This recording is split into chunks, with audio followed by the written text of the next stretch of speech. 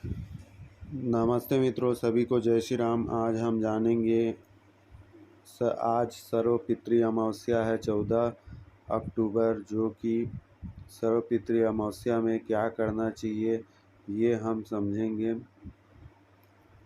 अपने पितरों को मोक्ष दिलाने के लिए एवं परम गति दिलाने के लिए उपाय करना चाहिए। हिंदू धर्म के व्यक्ति अपने जीवित माता पिता की सेवा तो करता ही है, उनके देहावसान के बाद भी उनके कल्याण की भावना करता है एवं उनके अधूरे शुभ कार्यों को पूर्ण करने का प्रयत्न करता है।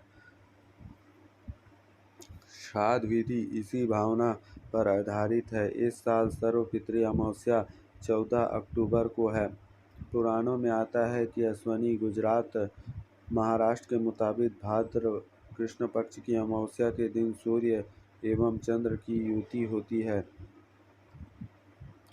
सूर्य कन्या राशि में प्रवेश करते हैं। इस दिन हमारे पिता यमलोक में अपना निवास छोड़कर सूक्ष्म रूप से मृत्युलोक पृथ्वीलोक में अपने वंशजों के निवास स्थान में रहते हैं। अतः उस दिन उनके लिए विधिवत श्राद्ध करने से तृप्त होते हैं।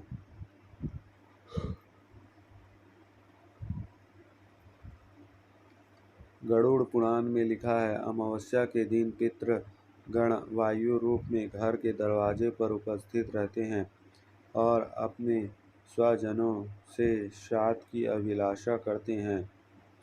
जब तक सूर्यास्त नहीं हो जाता तब तक वे भूखे प्यासे से व्याकुल होकर वहीं खड़े रहते हैं। सूर्यास्त हो जाने के पश्चात वे निराश होकर आह भरते हुए दुखी मन से अपने अपने लोकों में चले जाते हैं। अतः अमावस्या के दिन प्रयत्नपूर्वक श्राद्ध अवश्य करना चाहिए।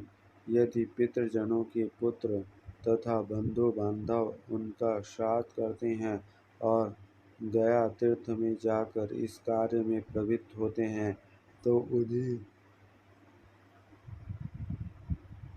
पितरों के साथ ब्रह्मलोक में निवास करने का अधिकार प्राप्त करते हैं। उन्हें भूख प्यास कभी नहीं लगती। इसलिए विद्वान को प्रयत्नपूर्वक विधिवत या सामर्थ्य न हो तो शाक पात से भी अपने पितरों के लिए श्राद्ध अवश्य करना चाहिए। राजा रोहिताश ने मार्कंडेय से प्रार्थना की, भगवान, मैं श्राद्ध कर्म का यथार्थ रूप से श्रवण करना चाहता हूँ। मार्कंडेय ने कहा, राजन, इसी विषय में अनर्थ नरेश ने भृत्य यज्ञ से पूछा था। जब भृत्य यज्ञ ने कहा, राजन, विद्वान पुरुष को अमावस्या के दिन श्राद्ध अवश्य करना चाहिए। क्षुधा से क्षीण हुए पितर श्राद्धान्न की आशा से अमावस्या तिथि आने की प्रतीक्षा करते रहते हैं।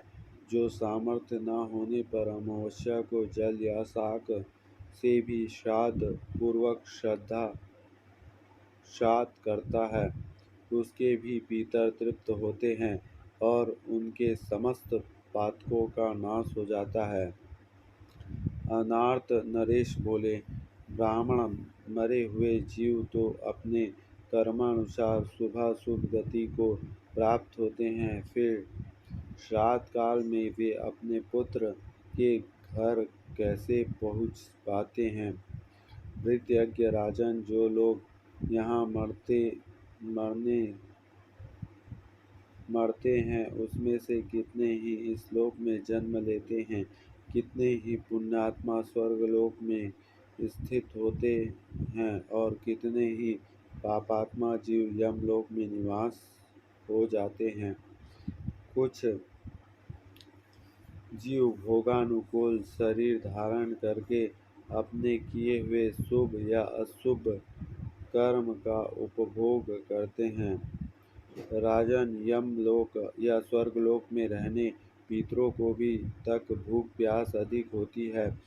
यहाँ तक वे माता या पिता 3 पीढ़ी के अंतर्गत रहते हैं। जब तक वे मातामह प्रमातामह या वृद्ध प्रमातामह और पिता पितामह प्रतिपितामह या वृद्ध पितामह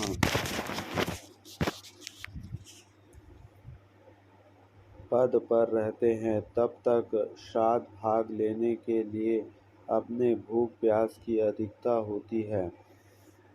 पितृलोक या देवलोक के पितर श्राद्ध काल में सूक्ष्म शरीर से क्षत्रिय ब्राह्मणों के शरीर में स्थित होकर श्राद्ध भाग में तृप्त होते हैं, परंतु जो पितर कहीं शुभाशुभ भोग हेतु स्थित हैं या जन्म ले चुके हैं, उनका भाग दिव्य पितर लेते हैं।